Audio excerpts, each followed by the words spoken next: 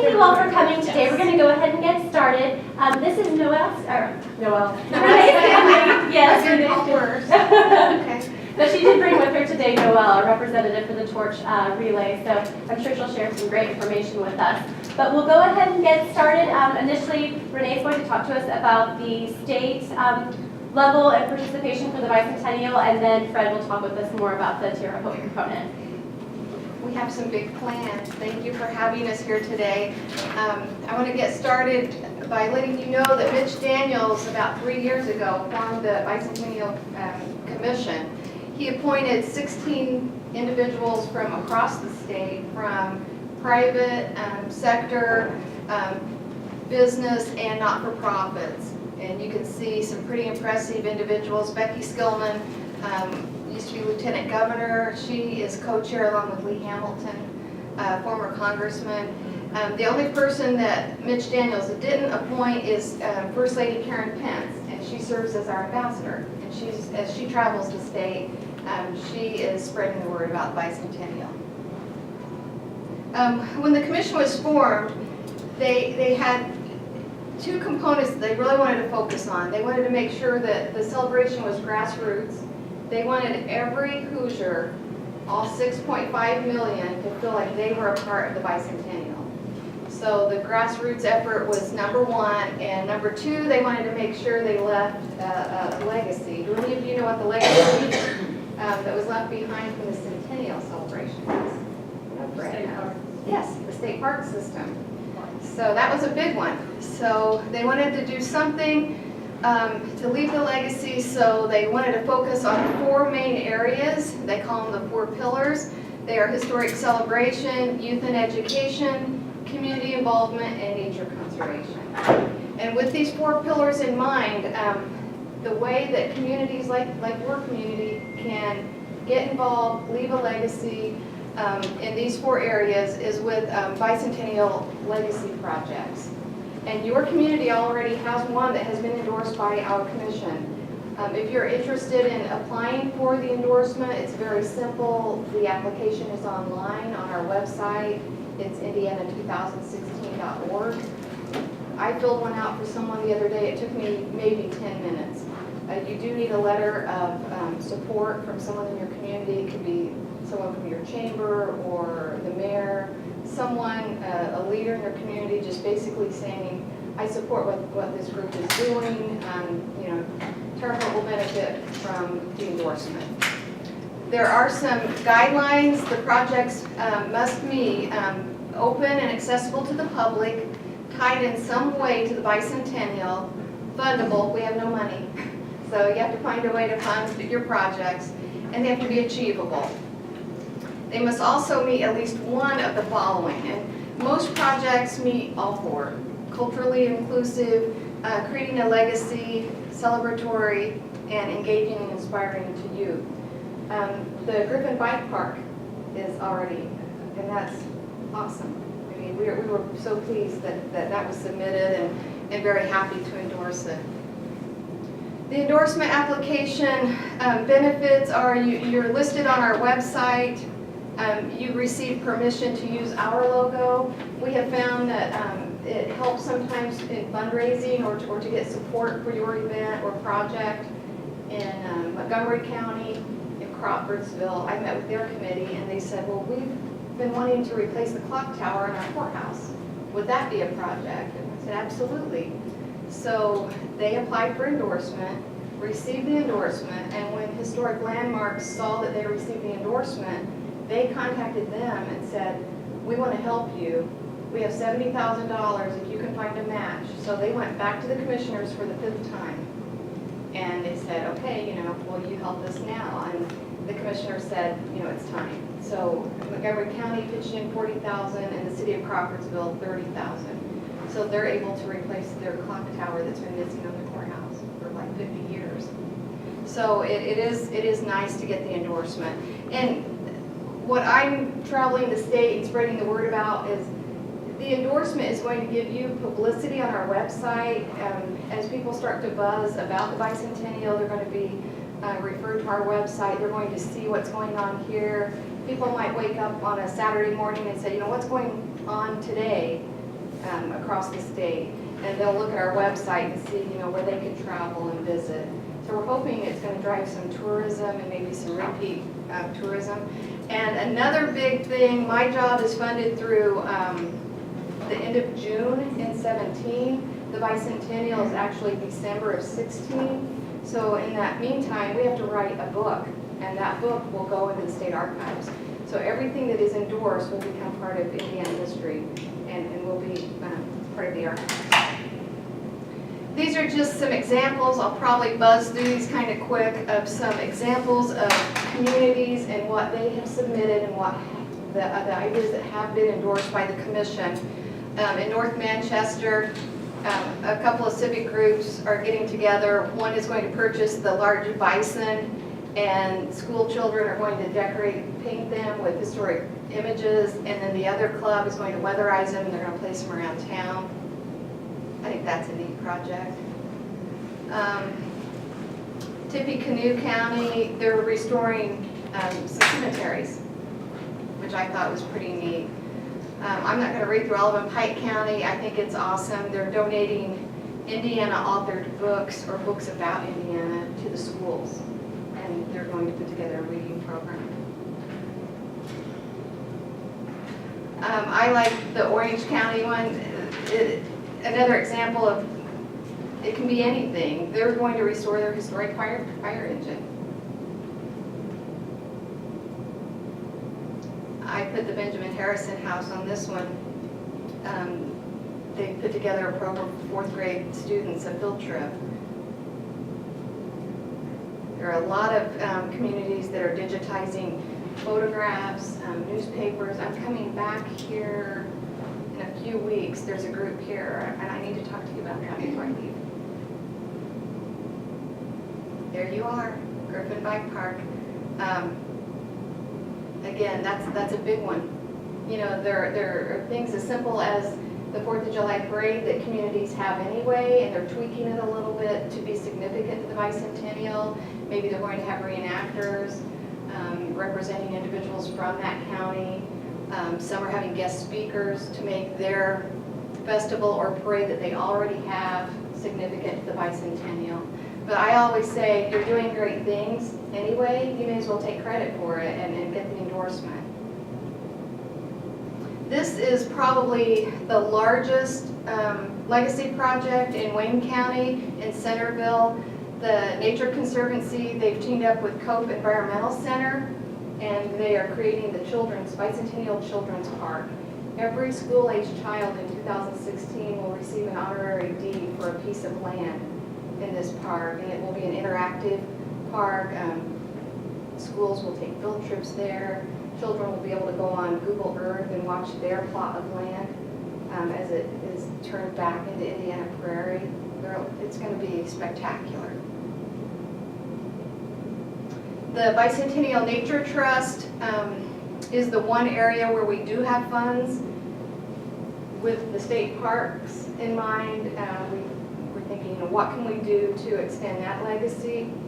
And we knew that all Hoosiers weren't within driving distance or close proximity to state-owned property. So Mitch Daniels came up with $20 million. Lilly Endowment graciously donated $10 million. So we had $30 million to award in grants that had a $300,000 cap per grant just for new land acquisition. And I brought I don't have a slide of this, but I love to show this map. And you can see the yellow circles are a 20-mile radius from every Nature Trust project that has been completed. So you can see the state map is filling in. The Hoosier National Forest is in this area, so there's a lot of state-owned property anyway. So that's kind of deceiving. It looked like, gosh, what are they doing? They aren't doing anything. And this land, there's a lot of farmland in this area. So some of those areas won't have a nature trust. Your county has several.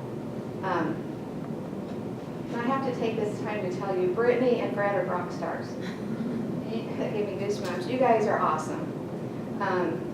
You're doing it right. You started early. And like I said, I have some copies here. If any of you want to take them of the nature trust projects that are already underway, and information about the Griffin Bike Park too. And some counties don't have anything yet, so you guys are way ahead. It's impressive. But more, there's no limit. You can send in as many legacy applications as you would like. We would like to see one from every county. That's my goal. But the more the merrier. We still have some nature trust funds available, if you know of more land. I love this map.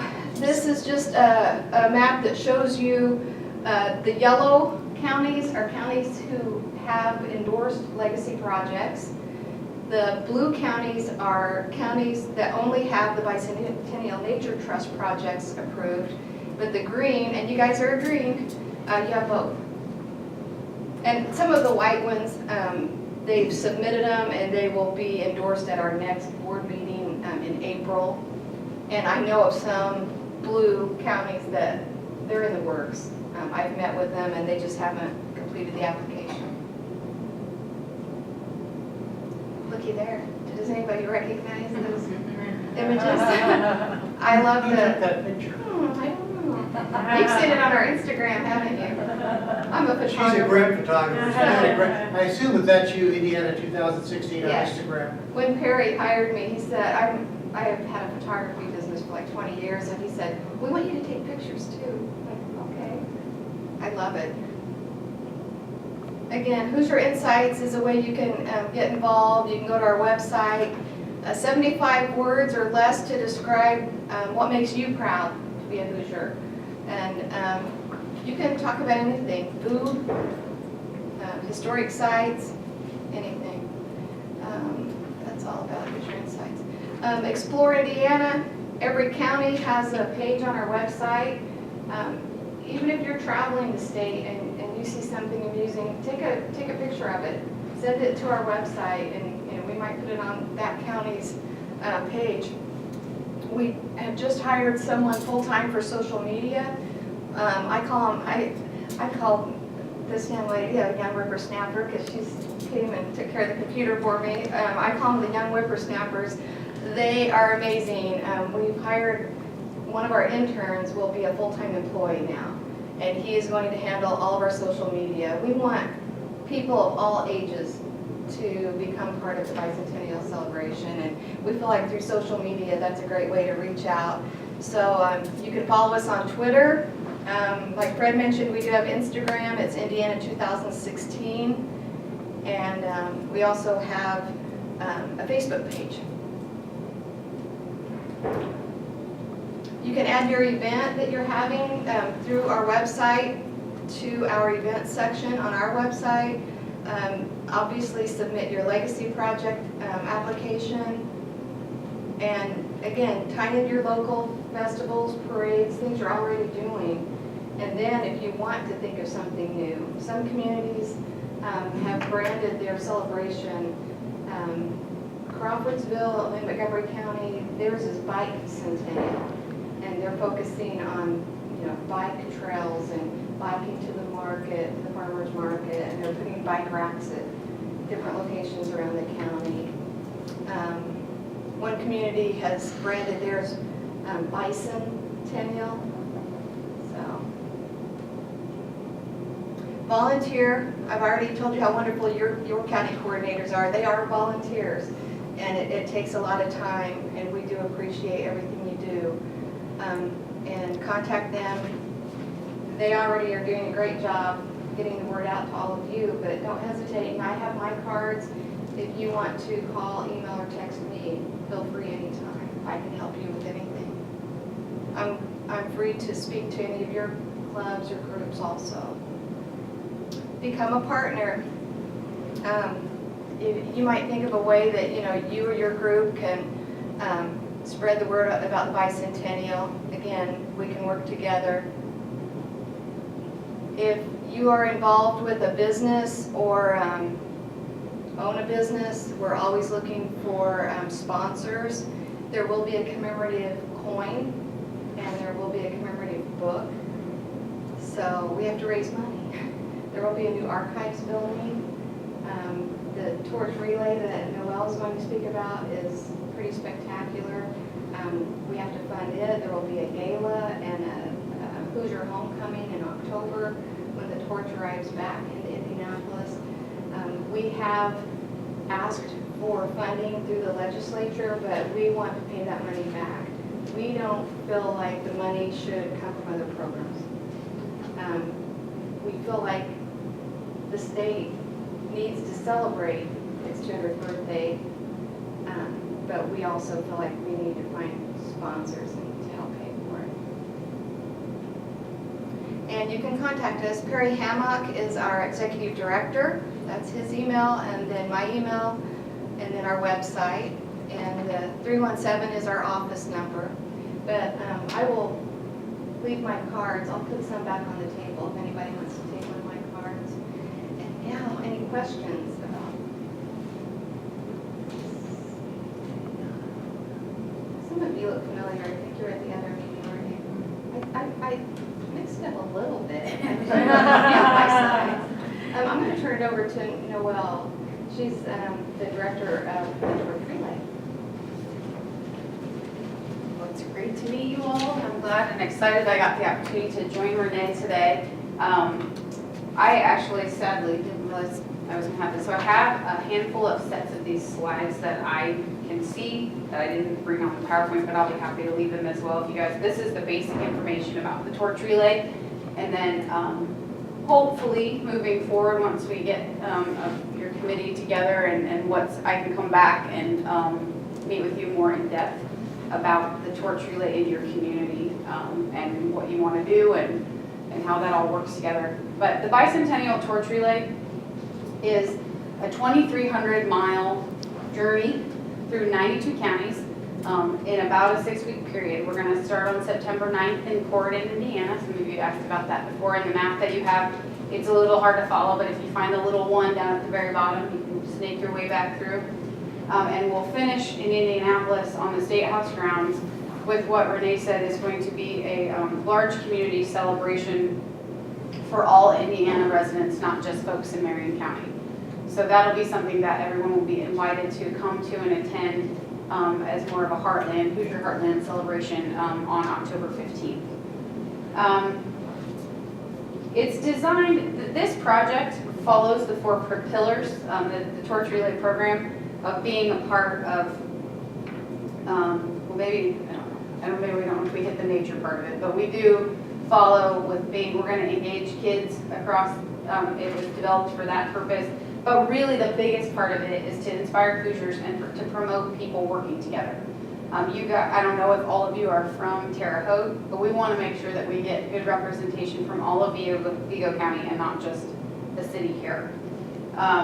It's going to engage walkers and runners, but also people with animals and special modes of transportation that might be specific to your county and your heritage here.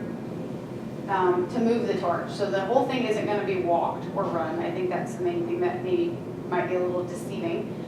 Because a lot of what you see, if you've ever seen an Olympic torch relay, you always see people running it.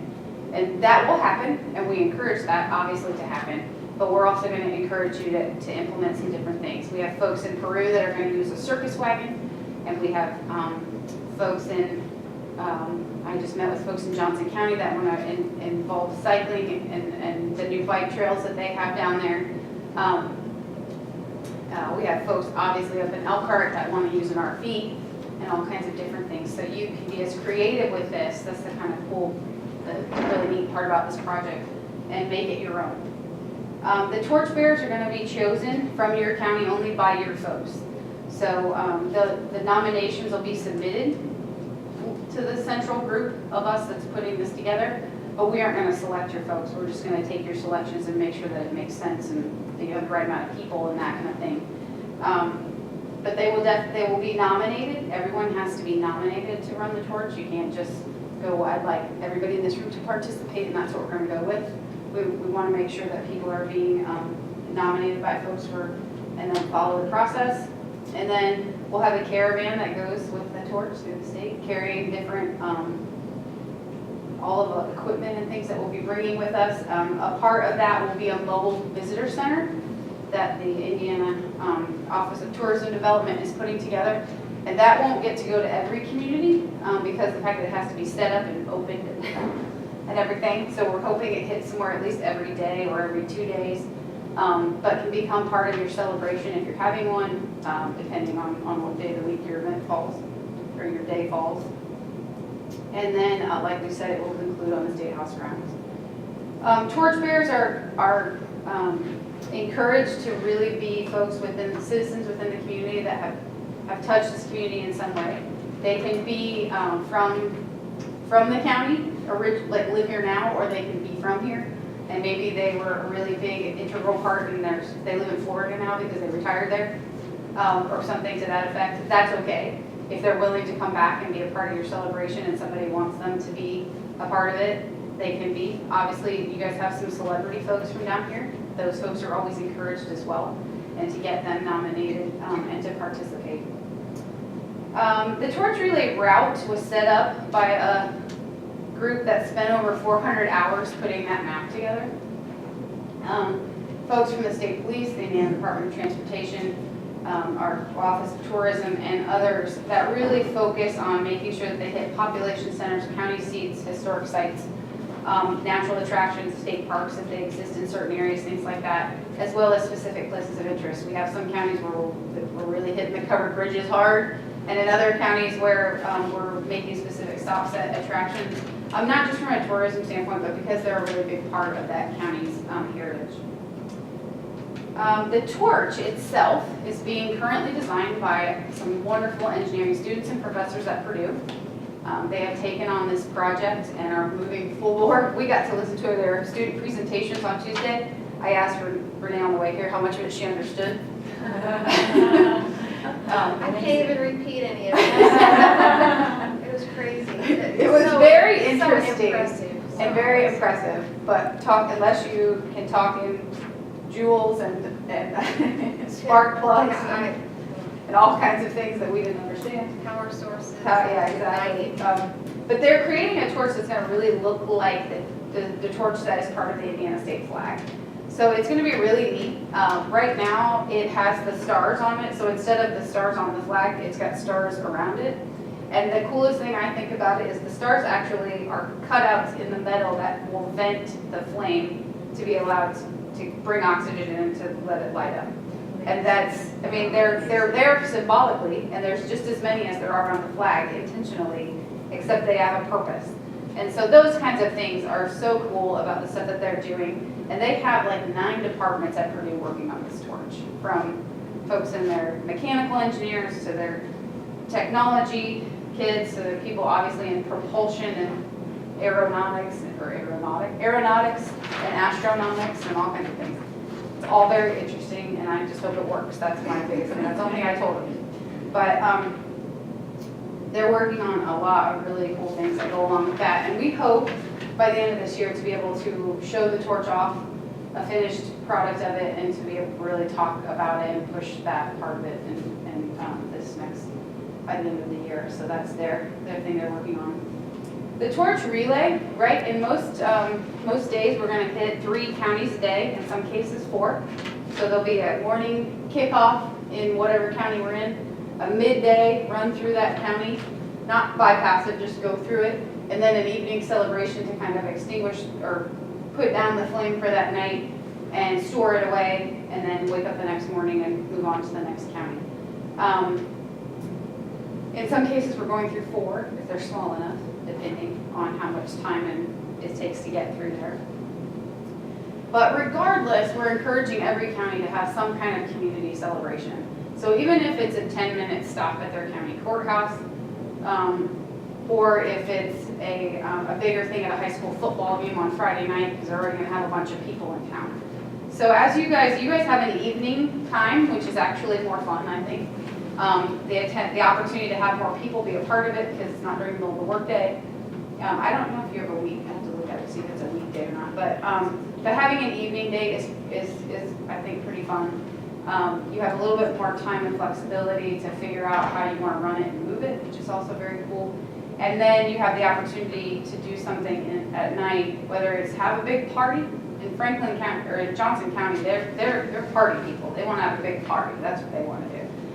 In Other County, we're going through their county fair, which I didn't know was going on at the time, but it shuts down their whole downtown, so we might as well just be a part of it. So they have an ongoing week-long celebration that's already going to be going on, and we're just going to come and be part of it. In other places, it may just be a parade where we kind of bring the torch through, and it's very ceremonial and less party. That's fine too. It really just depends on what you have time for, what you have the resources for, and how involved you want it to be. So that's really, and then the other big thing, which you didn't talk about much, was Bicentennial Plaza. Just to give you a little bit of a highlight, we're working on a project right now with the State House, which will be part of that final state celebration, which will be Bicentennial Plaza, and it hopefully is going to be part of the actual State House grounds. And that would be something, obviously, that we hope that folks will want to come see on the October 15th date as part of that final celebration. It'll be sort of the grand opening of Bicentennial Plaza, which will be another one of those legacy programs and projects that's happening as part of the State House grounds. That's really my spiel, the quick version spiel on the torch relay. So you have, yeah. How many, is there a standard length for each part of a person's? There's a minimum length. Okay. What we're asking is that each person that carries the torch be able to carry it at least a quarter of a mile. So it's going to weigh between 2.5 and 5 pounds, probably closer to 3. They're still working on the final components of what Purdue is calling the flagship torch. But if you want to put it on a tractor and move it, obviously it doesn't, as long as we can hold on to it, they're not running with it, so it's fine. But that's the intent. You might have people that can run 2 miles. Cool. You know what I mean? That's fine too. It just depends on what their body will allow them to do. We aren't obviously limiting anybody who might have some kind of a disability. So if there's folks with that embrace a wheelchair or whatever, that's fine too. We're going to move it with vehicles, and like I mentioned, so it kind of allows everybody to participate. But if they're going to run it or walk it, we'd like them to be able to at least go a quarter of a mile to be able to break up your route. The other thing you're going to see on your map, if you've already received it, is it's much longer than probably what it looks like is much longer than what we're sort of intending that you cover with people. And that's what we can talk in more detail about how many folks you're going to have. We're still working out the details on how many torch bearers you need per county, or minimally need, and then there'll be a max amount of uniforms and that are provided by the state for your torch bearers, so everybody looks uniformed.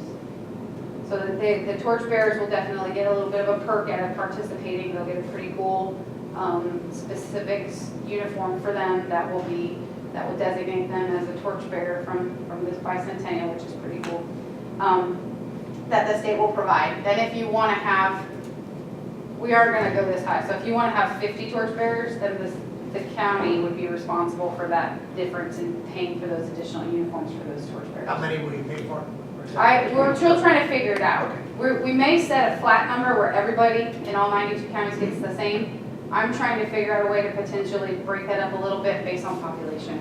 There are some counties that have 6,900 people, and then Marion County has 900,000. Trying to say, well, you guys have to come up with, do your torch relay, which might be for a day and a half over the whole county with 20 people. It's a little tough for me to swallow. So we have a webinar next week on Friday at 11 to go, and we're going to talk about the torchbearer program and how to start recruiting people to fill out those nomination forms.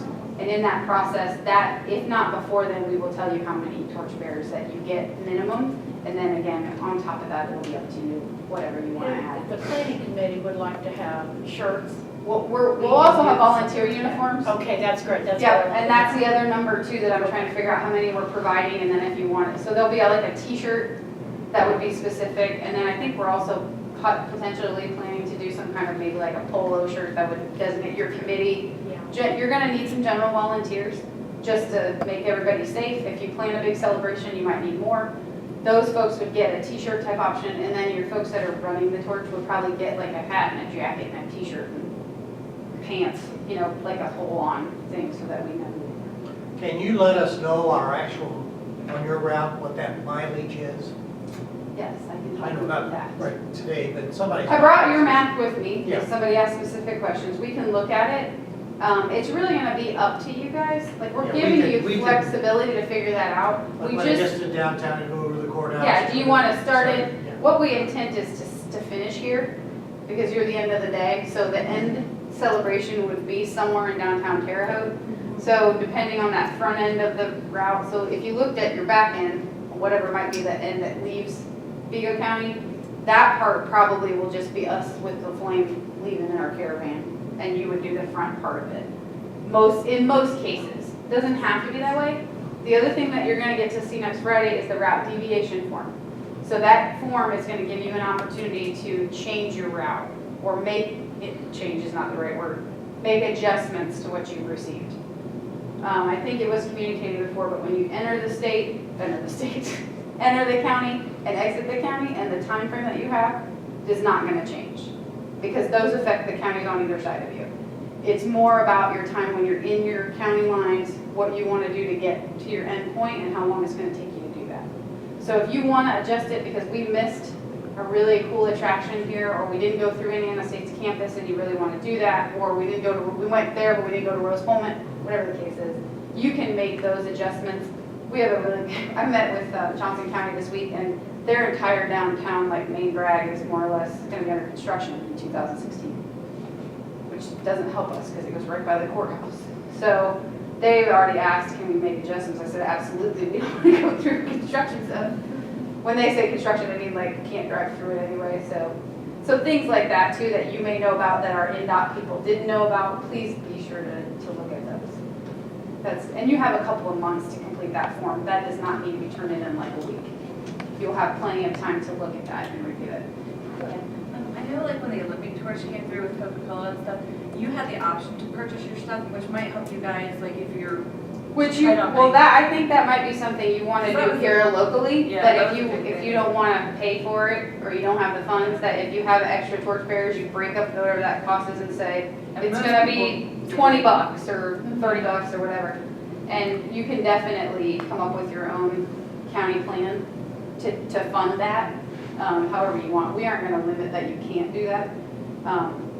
It's like when you work a golf tournament, you more or less always have to buy your uniform. It's just the way that golf works. Other events, not so much. With the folks at Purdue working on the torch, has there any thought been given to some sort of clamp that would go on wheelchairs? I asked them about that the other day. So right now, they're building a torch that's gonna work on a race car. So that it can go I suspect that's. 200 miles an hour around the Indianapolis Motor Speedway Yeah, and stay lit. So they're working on that right now. that's right. But they are having to build an attachment for it. So that's not the right word. It has but- 3 different windshields. Yeah, it has, that's what we learned the other day. But the thing I asked them was, we've had people who've required about a bicycle, we want to move it on a helicopter, we've had, different things, and you can't put live flame inside an airborne vehicle.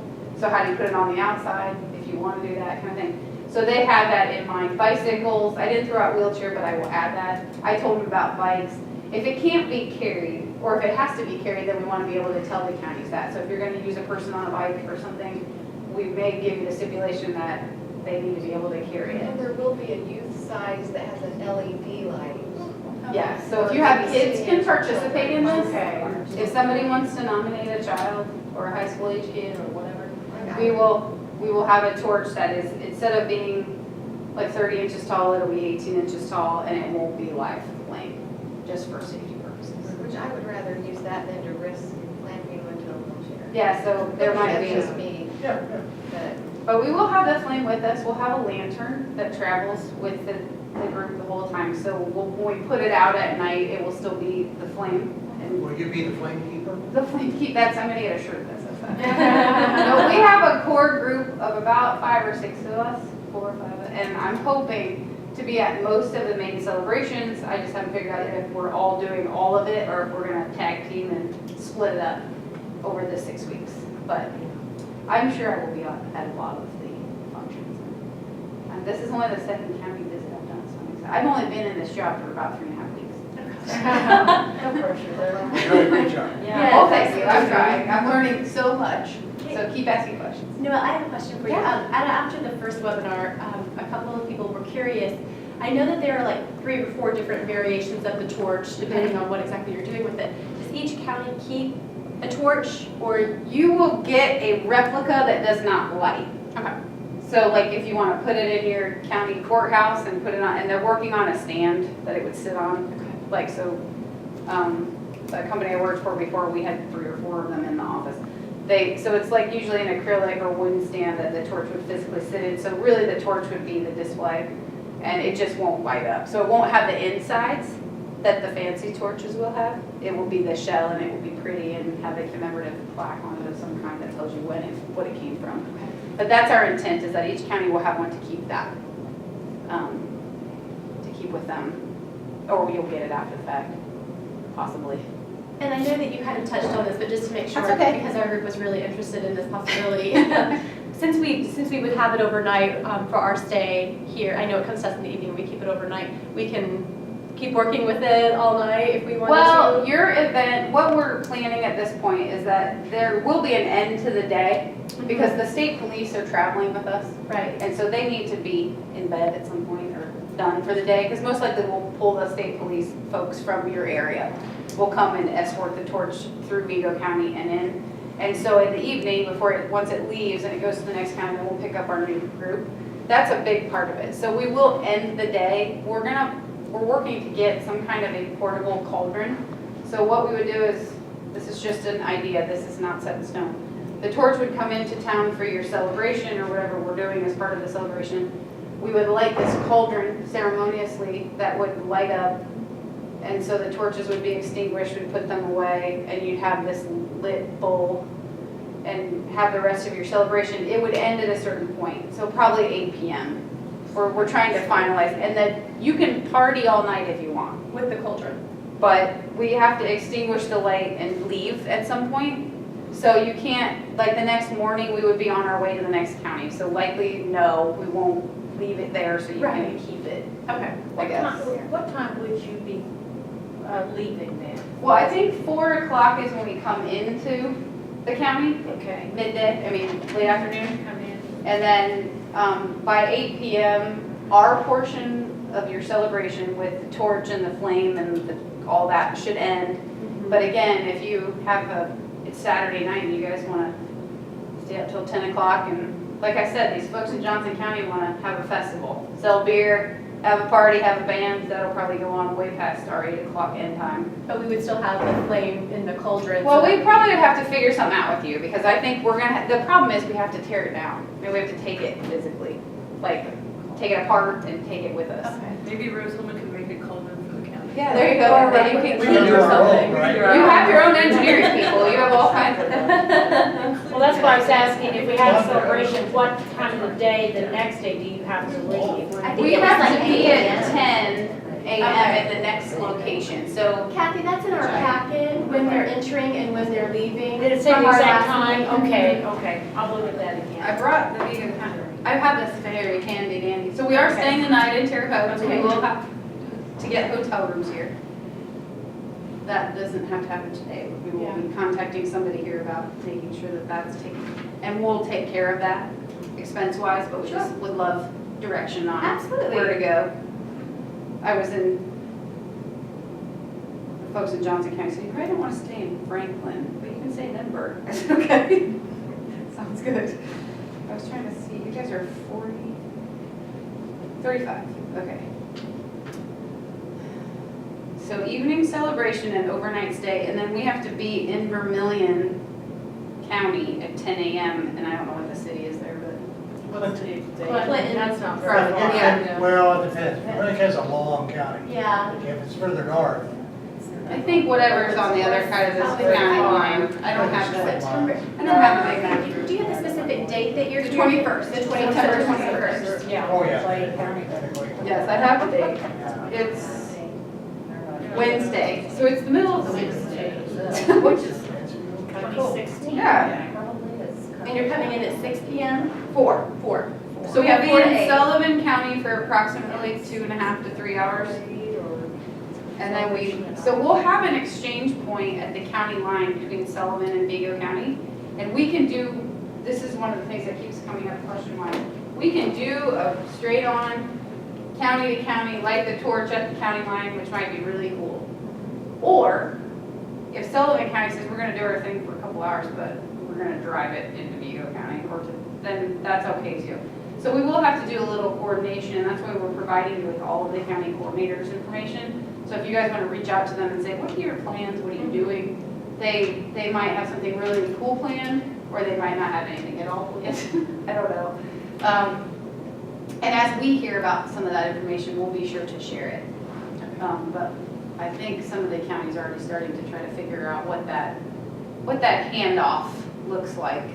And it can be as ceremonious or unceremonious as you want it to be. It doesn't have to be a big to-do, or it can be if you have really good friendly relations with your county Great. board mates. We like them, we don't know if they like They- us. But our big thing is gonna be, the big push from May until December is gonna be to get those applications out across your county to get people to sign up and nominate people to be torchbearers. So we're gonna be working with you to help you come up with ways to market that, whether it's social media, providing information, providing the application, which is still in process. To get, and I had people call me, it's not on your website. Well, no, it's not quite available just yet. But they'll have like 7 months to nominate people. So you should have your group by next February. You should know who your torchbearers are. That's our plan. We can stay on timeline. Now, next February, we're supposed to provide them to you before then. though. Yeah, no, so by end of December, people can submit until the end of the year. We're just gonna cut it off on December 31st. And those submissions will come back to you. They'll come back to your county directly. We may end up with some in Indianapolis, and if we get them, we'll get them back to the right places that they belong. But the intent is that they come back to you. And we are encouraging, because we think this is gonna be a bit of a, could be task, time consuming, that you get somebody to sort of lead your efforts in regards to your torchbearers. Just keeping track of the applications and where they come in, who's the like if somebody calls and says, did you get my application, who are they gonna ask, that kind of thing. And then also putting together a selection committee. One of my concerns is that there might be a heavy just county seat group that gets to make all the selections. And we aren't dictating who you put on that committee, but we're asking that you try to incorporate a person, maybe from your larger communities that are in the county or cities or towns. Yeah, exactly. To get them involved. And those might be the people that are actually going to get out there and help you sell this to get the information out. So, but then they, a selection committee of 4 to 7 people that can help come up with the best group. And is there going to be like I know that there are some criteria about the torchbearers. yes, there'll be set criteria, and they're really pretty simple. They got to Okay. be from here, Or live here. or live here currently, or be from Vigo County. They need to be nominated by somebody either from the county or previously lived in the county. Age-wise, it doesn't matter. I mean, we hope nobody's nominating their 8-month-old baby, but who knows? And, I mean, they're really basic. But really, we're looking for people who've had a contribution, a significant contribution to your community in some way. And it may just be the community they live in, maybe not the whole county, but like their little township or town that they live in. And if you have anybody that fits that celebrity mark, we'd love to have them included. Maybe a former football player or somebody that's from here that doesn't live here anymore, but you'd like to see them. Or somebody real historical. I don't know, the great-granddaughter or or somebody like that. That's like that lady that came the other day, 2 years ago. like somebody like her who could participate, but her grandmother, great-grandmother? Great-grandmother is, what's her last name? I wish I could remember. Nathan Clark, Oh, yeah. So they're part of the I underground, think of the first name. or part of the indentured servants. So just different things like that. Be creative, be real creative, show off you, Penny. That's what we want you to do. She wants you to do that too, with your Bicentennial programs. Same thing. Yeah. The torch relay just drums up the most questions, I swear. It's going to be It's a spectacular. logistical question. But here's these, if you guys want those, there's a few copies of just the general terminology I went over, and if you want to talk about this, I can send you this basic presentation. Noelle, if you send it to me, I can send it out to the group. Okay. But if you want to go talk to your Optimus Club or whatever about what you're doing, you can always use this. It's really, really simple. There's a couple of Time is moving along here, and we really appreciate you coming in, both Renee and Noelle. Noelle, we are so impressed with you because you just rattled off things about our county and schools and all this. I do the best I can. Yeah, well, you did good job. Thank you. Thank you for your interest. That's very good. Word of explanation, why am I standing up here? I'm the president of the Wabash Valley Community Foundation here, which includes Clay, Sullivan, and Vigo County. In this case, we're really talking about Vigo County. But there's a special relationship between the community foundations of our state and the Bicentennial celebration. So it's kind of, we took it upon ourselves to try to organize, try to start the process here, and that's why I'm here. I'm not the head of everything. What we want to do, and this is our second meeting where we've had a number of people, is to get interest in this process and get some people excited about signing up and being involved. You can be a chair, you can be a volunteer. With all the talk about if someone here wants to have the torch up, we're happy to Pass have that you on. do that. And I'm sure, like me and others here, you sit here and you have all kinds of great ideas. We need those ideas because there's no keeper of this process. Now, as we go on, there will be a structure, there will be committees and all of that. But if you've got ideas now, send them in. And Brittany and the Vigo County Public Library have really been terrific in all this process of taking the responsibility of hosting us, providing the support for it and making sure everything happens, as well as great ideas too, so we thank you. But I think you've all probably, do you all have Brittany's email? Have you all had emails on this here? If anybody has it, give it to Brittany. And so feed those into Brittany and we'll go from there. Some things that are going on, and we see this process, I say we, those who've been active so far. It may change, but I think the model for this will be our Year of the River project.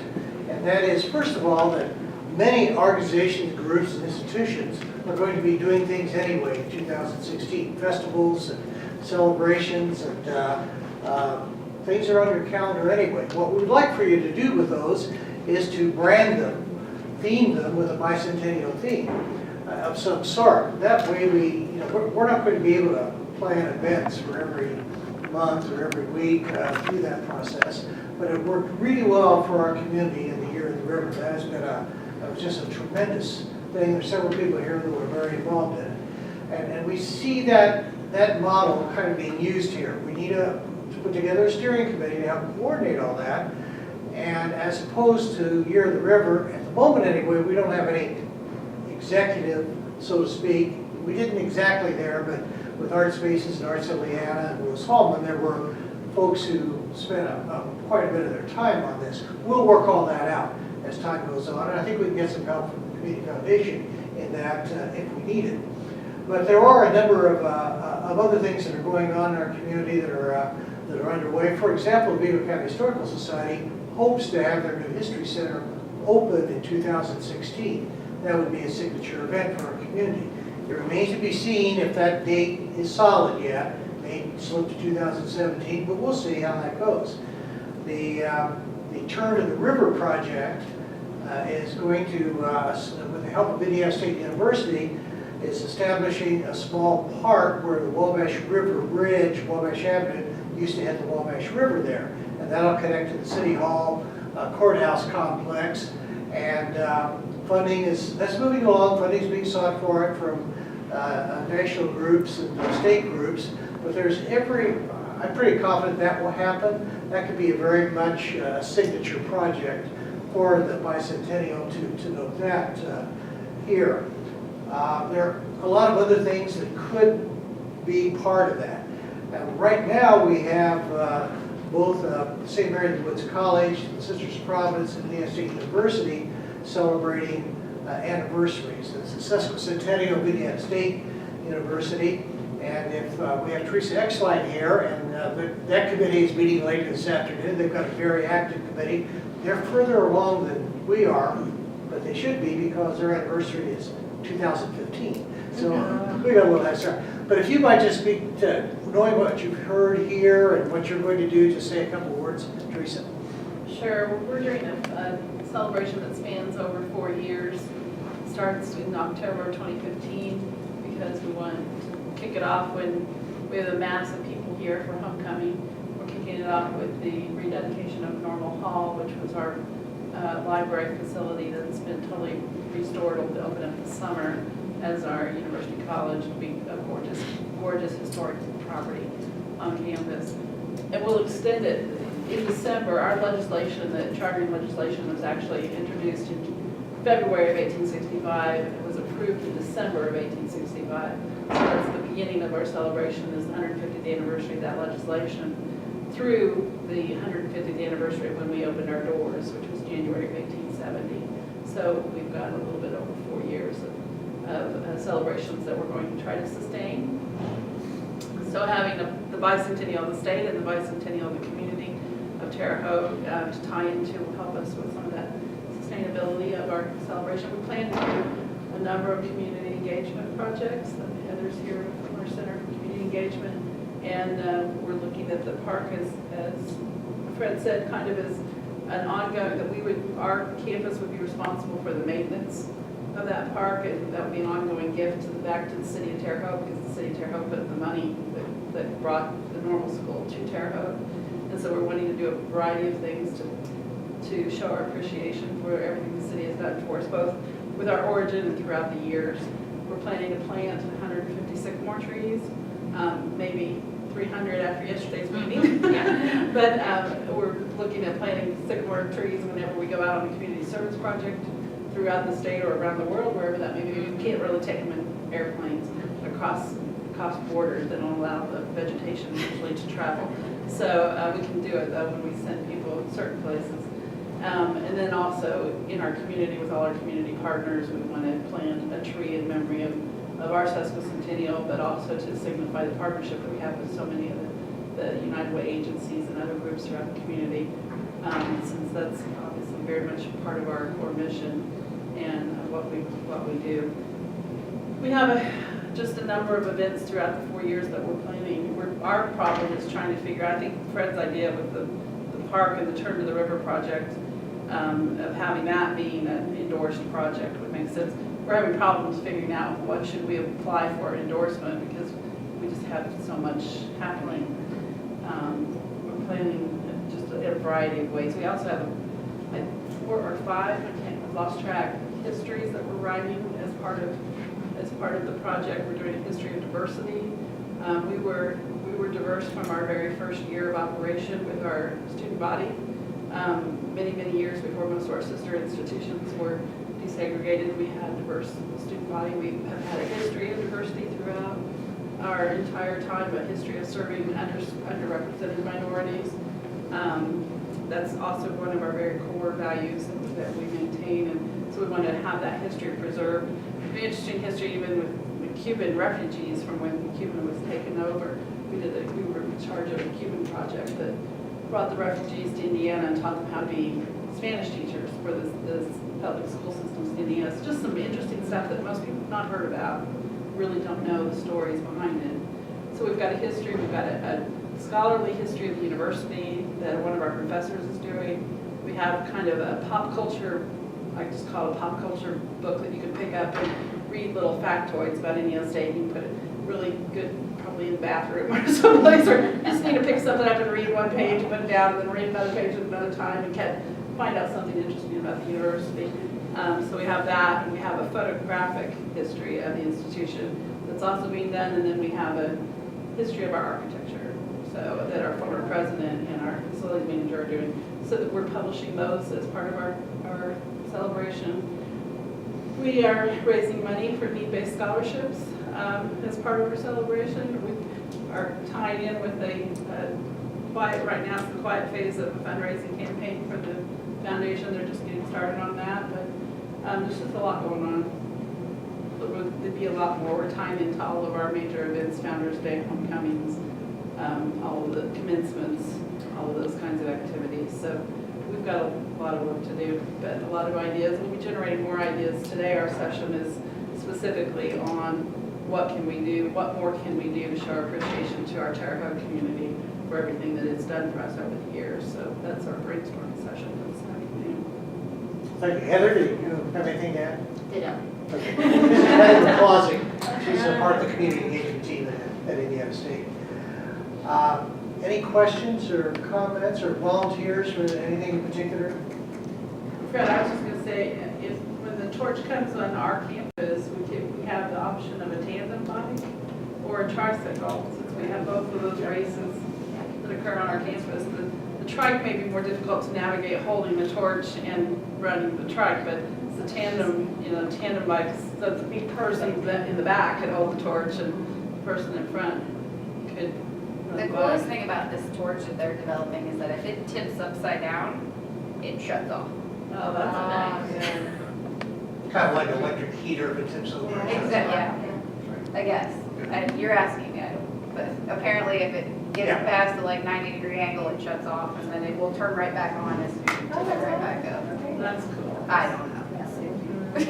But that's one of the things, it's a safety feature. more It's a than great anything. engineering project. I think we have a challenge here in our community because we know through all the rankings that we see all the time that Rose Hall Institute of Technology is the top ranked undergraduate engineering college in the United States. So we've got to get them involved some way on here I as think well a as solar Indiana State. car in the torch room. There you go. Well, I like your Yeah, no idea. solar I mean, cars. They might be able to develop you a cauldron that you can keep. Yeah. Whether it stays lit all the time, that's hard to do. You gotta have a gas power. Or maybe we'll want to put an eternal flame on this park there Yeah, at, maybe it's. we can viewing as you raise- come in to Terre Haute there. Might be, it might be something that Rose could work on, or the School of Technology, Yeah, so there There are might some be opportunities here. a way to for get us them as sports engaged for districts. sure. Now, we want as many organizations, and we've got, our community is blessed with hundreds of clubs and organizations, and it's open to participation. We can find a way for everybody to be involved in something. We're going to try to have a signature event where the church is here, some large gathering. Maybe it's the dedication of that park. It's hard to say. Maybe it's at the crossroads of Maracas and the Wabash. You There. can use your water to put it out on the wall. There we go. We have hovercraft here. So there are a lot of ideas, so what we want ideas, and no ideas too crazy, well, probably Not are, really. Nice spread. but they're worth throwing out there anyway. Any other questions or comments? I think we have all your contact information. And if you don't think we do, give it to us. And we're going to now go into more of an organizing phase here, because with the folks that are here today, the ones that were here the last time, we've got a good core of people that we can move forward with. Now we need to organize that and move forward. So, Brittany, do you have any other comments? No. Thanks again so much for coming over here. Thank you for having I know us. you- Oh, yeah.